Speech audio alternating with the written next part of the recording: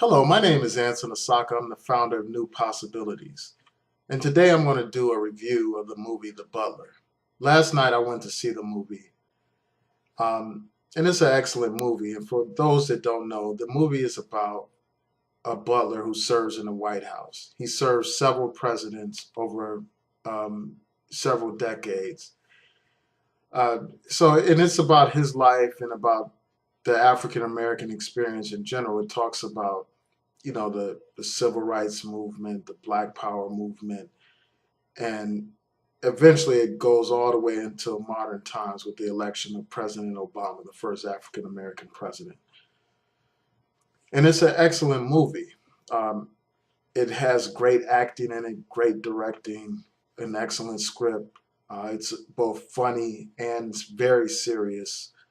So overall, it's an excellent movie, and it will be nominated for several awards, I'm sure.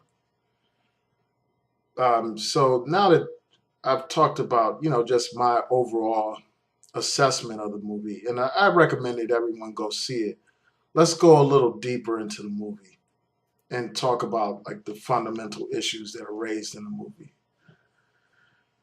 Now, this movie starts out with a horrible scene, and the main character, the butler, I think his name is Cecil Gaines, and it starts out with a scene from his childhood.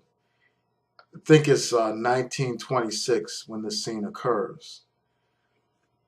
And, so this is after slavery. Um, and it takes place in on this cotton plantation. Cecil Gaines is working with his family on the plantation. And this is while he's still a kid. I think he's about 10 or 11. He's there with his father, his mother, and other sharecroppers working the land, picking cotton. And then the owner of the plantation calls Cecil's mother over to him. And he takes Cecil's mother into this cabin. And for those, let me just go ahead and warn you for those who haven't seen the movie. There will be some spoilers in this review. So if you don't want to hear spoilers, I recommend that you watch this after you've seen the movie. So anyway, the owner of the plantation takes the mother into a cabin and rapes her, and everyone can hear like the screams, and they can hear the brutality that's going on. And everyone, I mean, they knew exactly what was going on. They knew why this owner called Cecil's mother over to him. They knew what was going on, and Cecil's father was powerless in this situation. He had some power, but he chose not to exercise it. This was the deep South, and it was a time when it was legal, basically legal for a white man to just kill a black person and nothing would happen. No justice would be obtained in that kind of situation. So people were powerless. And this was shortly, not too much longer after slavery in reality. So while this rape is happening, Cecil asked his father, he says, you're going to, basically, he was like, why are you letting this happen? Why don't you stand up and do something? And he keeps saying that to him. And then Cecil's father tells him, this is the white man's world. We just live in it. And basically, that phrase, that sentence, basically sums up this whole movie and what it was about, like part of what it was about. So eventually his father musters up the courage to say something. And then he says something. He says, hey, that's all he says to the master after he's done, raping Cecil's mother. He says, hey, and then the owner shoots him in the head in front of his son and in front of all the other workers. And everyone just looks and stares in amazement. And after that horrific crime happens, I think it's the owner's mother. She's an elderly lady. She tells Cecil, I'm going to make you into a house nigger now. This was supposed to be her act of kindness to take him out of the field and bring him into the house and teach him how to be a excellent house slave, basically, for white people. So he spends like most of his time on this plantation, the rest of his life, on part of his life on this plantation, until he becomes a teenager or a young adult. So he's learning the art of how to be a slave or a house Negro, basically, a house servant for white people. And this movie could have been like subtitled. The title could have been The Butler, How to Be a House Negro. Because that's basically what this movie was about. It's like one of the only movies that I have seen in a long time where a house Negro is basically the hero of the story. Instead of having, a strong black man being the hero, we have a subservient black man as the hero.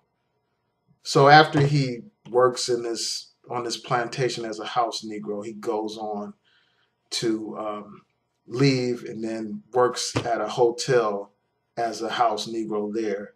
And then eventually, through word of mouth, he gets recommended to work at the White House. So he works there for several decades as a butler.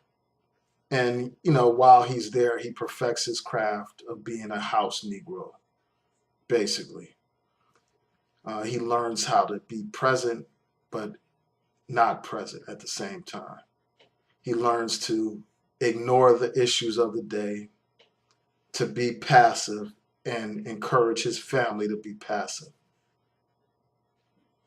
And part of the thing with this movie is it seems like part of the message was you basically have to suck up to white people, serve white people if you want to get ahead in life. Because that's how he gets ahead. And he constantly reminds everyone that they wouldn't have the trappings of life that they were able to obtain if he wasn't such a good house Negro, if he didn't do what was necessary, if he didn't ignore the injustice around him. They would not have this relatively prosperous life that they were living. And one of his sons is a political activist.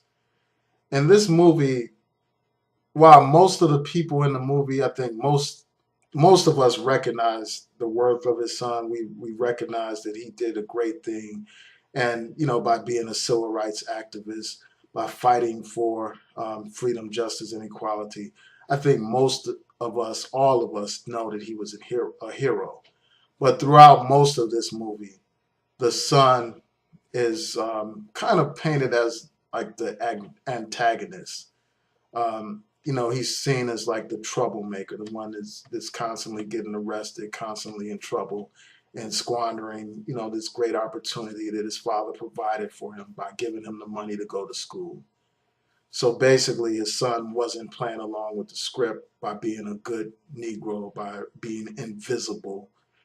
Instead of being invisible, he stood up to the injustice that he saw in society.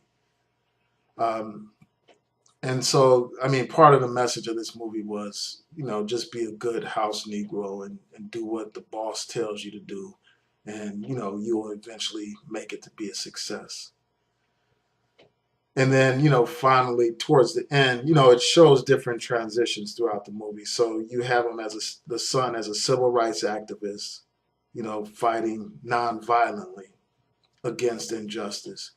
They have these scenes during the sittings. They show scenes of people sitting at lunch counters, going through the humiliation of being pushed, shoved, insulted, called the N word, and having things thrown on them and being spit at.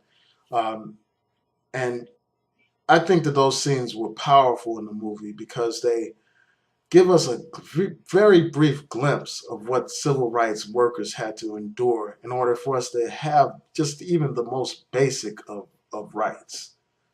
the basic right to be a human being, to be able to eat where you want and sit where you want on a bus. Just the very basic things that we take for granted. People had to actually suffer great humiliation and pain just to have that, the basics. They had to bleed and die for these things. So I thought that that was one great aspect of the movie. It helped show us that ugly reality of America. They showed scenes of the Freedom Riders having their buses bombed and being terrorized by the Ku Klux Klan.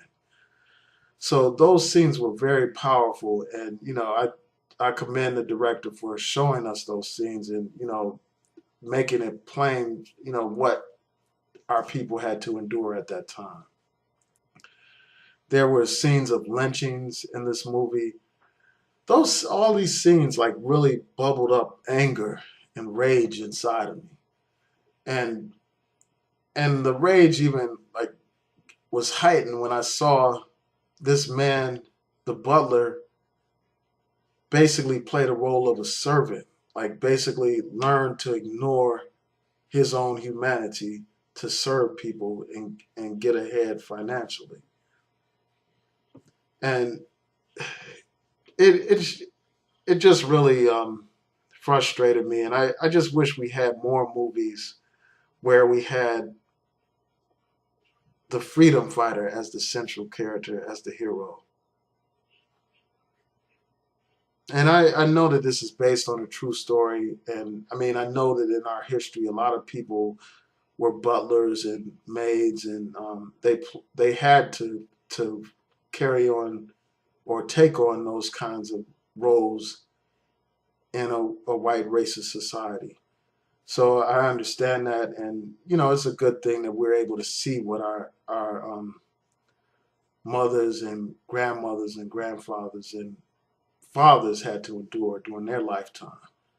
So this movie, is excellent in the sense that it shows us that.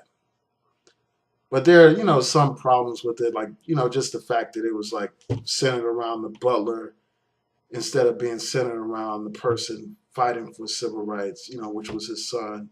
It should have portrayed him more as like a hero instead of a troublemaker. Throughout most of the movie, he was portrayed as like essentially a troublemaker.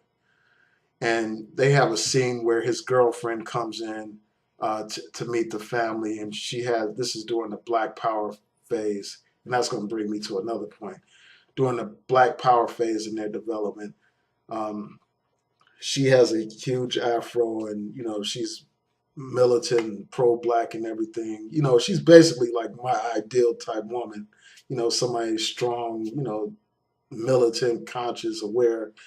So, the family in this interaction, they basically paint her as like some uncouth, uncivilized person. And, eventually there's an argument that happens in the movie. So I guess that's the overall problem that I have. Like throughout the movie, it like portrays servitude as some kind of great value, as some kind of asset, and it portrayed militancy or standing up as some kind of problem or trouble. But at the very end of the movie, it's like the butler finally gets it. He's like, "Hey, it turns out that what these guys were doing the whole time was excellent, and it was great, and it was helping to make us a better nation." So I mean, that's a plus. But throughout the movie, you don't get that impression unless you've already came into understanding the role of civil rights workers. And that brings me to another point. Like when they show the militants, when they show the Black Power advocates, um, they present like a cartoonish type image of the Black Power movement and the Black Panthers. And it's a shame that that image was portrayed in the movie. It's a shame that we just get a very short little glimpse of that movement, and a distorted glimpse at that. We don't get a full understanding of their positions on issues. We don't get a full understanding of why they took certain positions. So I would have appreciated if they had like more to talk about, more to say about the Black Panthers, so that we could get a better understanding, or so that the public could have a better understanding of what they were all about. Instead of getting that kind of understanding, we just see them as some angry, crazy people, basically. And then the son basically renounces them and leaves, takes off his hat, and walks out. So, that's the problem. They paint the people that are fighting for freedom as the villain, but yet they elevate the house Negro as the hero. So I had a problem with that. And, even though they show the brutality of white supremacists and everything, um, and they briefly mentioned, like, talked about, like, brief aspects of each one of the presidents that the Butler served. And they do show, I guess they didn't have enough time to go into depth about each one of them, but they do show all of the presidents in a positive light. And, I mean, they kind of talked about some of the problems with Reagan and civil rights and, the anti apartheid movement and all that stuff. But overall, they presented most of the presidents in a positive light. And I guess, I mean, that's part of the reason why, so many white people or just mainstream media is like happy about this film, and they're not angered by this film, because it does like show these presidents as being great people instead of being the real people that they actually were. So that's probably part of the reason why the mainstream media is loving this movie. And another reason why I think subconsciously they like to see us as slaves and servants and, subordinate to white people.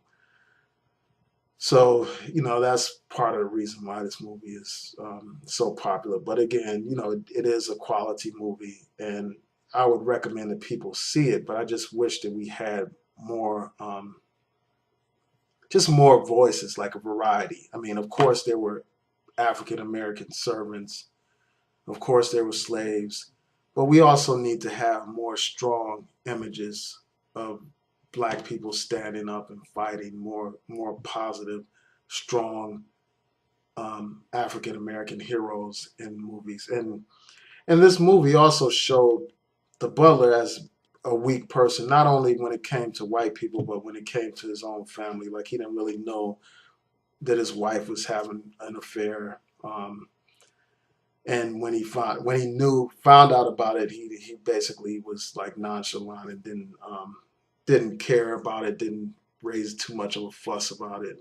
Still loved his wife greatly. Um, so overall, it's a weak image of a Black man. Very weak image, and I just wish we had more positive images. So that's, my assessment of the movie in a nutshell. Feel free to comment. I welcome your comments.